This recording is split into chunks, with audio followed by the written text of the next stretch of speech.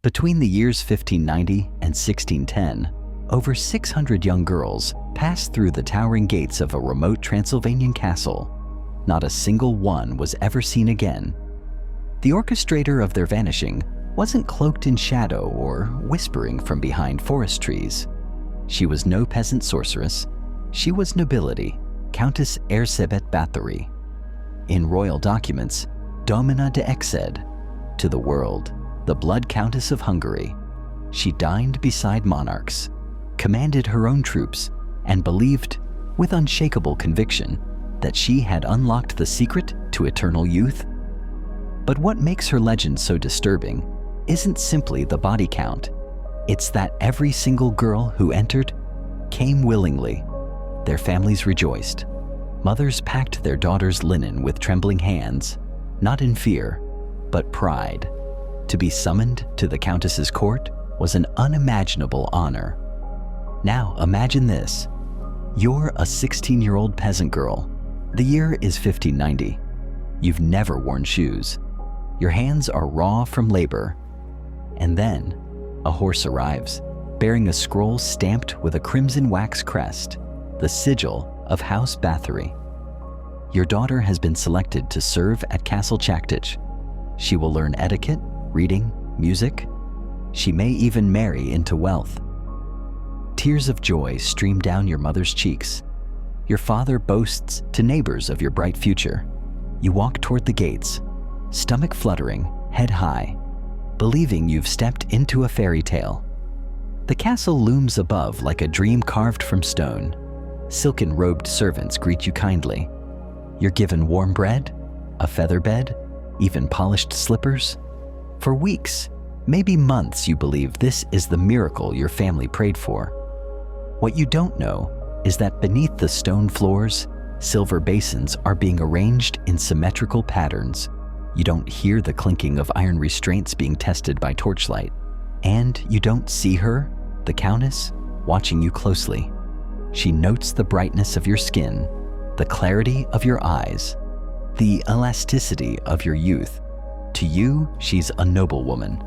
To her, you are raw material. You're not a daughter or a name or a life. You are a vessel, a harvest, a living vial in her alchemical pursuit of immortality. This is not folklore. This is not fiction. This is the true story behind Europe's most feared noblewoman, the inspiration behind every vampire myth that followed. But to understand how Elizabeth Bathory became the most prolific female murderer in history, we must return to her birth, not into darkness, but into decay. Not into witchcraft, but into bloodlines twisted by design. She was not cursed by spells.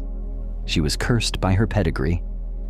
The House of Bathory, one of the most powerful dynasties in Hungary, had spent centuries consolidating power through blood. Literally. Cousin married cousin. Nephew married niece. The family tree didn't grow branches. It coiled like a serpent. The result? Yes, influence. Yes, land. But also madness, violence, and a breeding ground for psychological collapse. Her uncle, Istvan Bathory, was a revered general and a sadist who impaled prisoners for sport. Her brother? Volatile from childhood, requiring chains to be subdued during violent outbursts.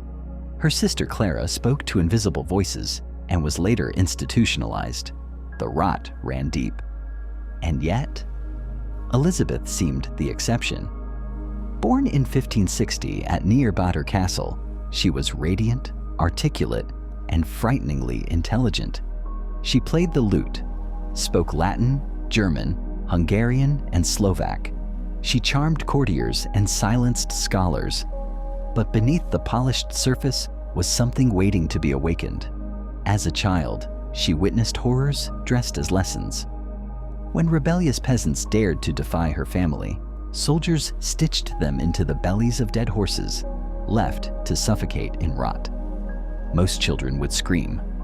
Elizabeth observed, power, she learned early, was not about justice. It was about spectacle. At 15, she was married to Ferenc Nadasti, known as the Black Knight. It was not a union of love, but of strategy. Two great houses merging for control. He was often away at war. She was left behind, mistress of a fortress perched high above any sound of suffering. And in that cold, echoing solitude, her mind began to fester. Disappearance became routine. A maid would vanish. A villager's daughter would be sent home. But there were no returns, no letters, no graves. They were her first experiments, small, unnoticed rehearsals. But then came the moment that changed everything. It began, as many tragedies do, with a mistake. A servant spilled wine. Elizabeth slapped her, hard. Blood spattered across the Countess's face. Later, she looked in the mirror. And in the fractured glass, she didn't see cruelty. She saw youth. The skin where the blood had landed appeared tighter, rosier, healthier. Whether this was delusion or accident didn't matter. In her mind, it was revelation. Blood, she whispered. The blood of girls is the elixir. From that day on, the disappearances surged, and Elizabeth's rituals became surgical. Girls were bled into ornate basins, their blood collected like wine. She applied it to her skin, sometimes warm, sometimes congealed. Each perceived improvement fueled the spiral.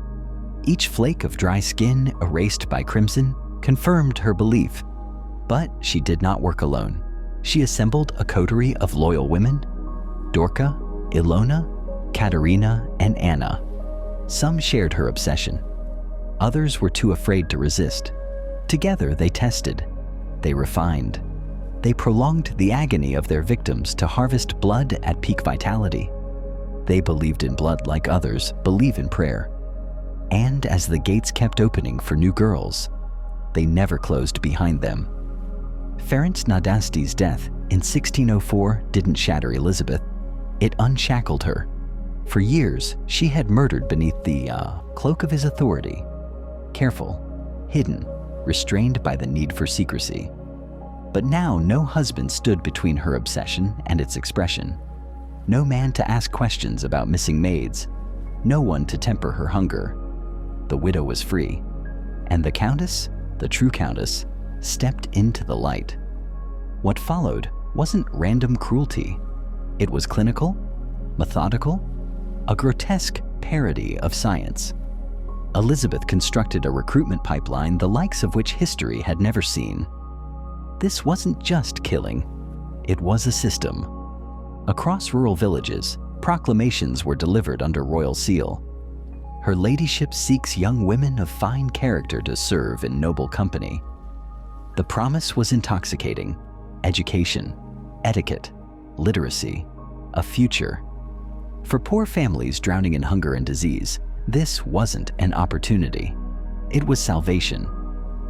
Her emissaries, well-dressed, polished, persuasive, arrived on market days like angels of mercy. They spoke of silk gowns, of candlelit halls, of marriage prospects with merchants and minor lords. They showed ribbons, books, a silver brooch. They targeted girls between 12 and 18, old enough to be useful, young enough to be pliable. Families competed for the honor of sending their daughters to the great fortress. No one asked where the last girl had gone. When letters stopped coming, the excuses were elegant. She married a noble abroad. She now resides with a foreign court. It is improper for such refined women to write to peasant homes. And so the machine kept turning, greased by desperation, powered by trust. The girls arrived eager, hopeful, carrying what little they owned. They were dressed in their finest linen, cheeks flushed with excitement. For a while the illusion held. They were given modest beds, taught to read short verses, shown how to curtsy. Some even wrote brief notes home, dictated of course. But then, something shifted. Older girls vanished. Whispers crept through the dormitories. At night, screams echoed from below. Too faint to name, too sharp to forget. Elizabeth began appearing unannounced, gliding through their rooms with quiet steps and cold fingers. She'd touch their faces, comment on their skin, smile without warmth. By the time realization came, escape was impossible. The castle was remote, the forests thick with wolves, the villagers complicit, taught to return any runaway for her own safety. Elizabeth had built a trap so perfect it ran for nearly 20 years, a factory of death behind the mask of noble charity.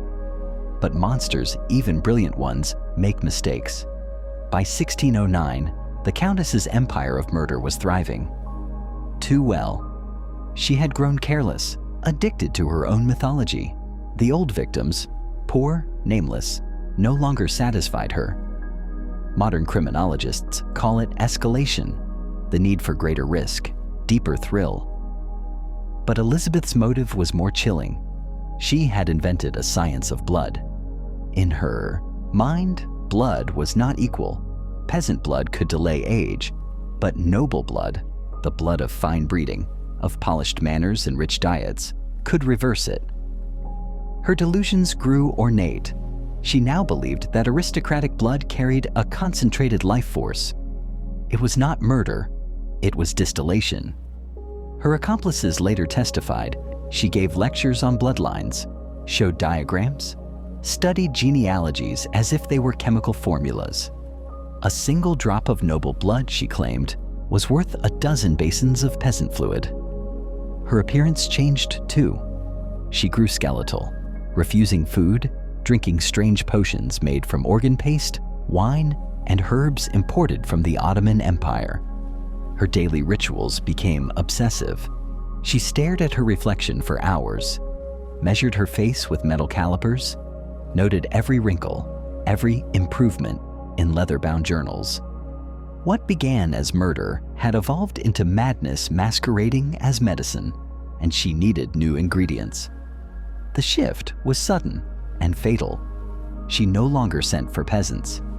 Now she courted aristocrats. She sent gilded invitations to minor noble houses. The Countess offers to personally educate your daughter in the high arts of courtly refinement.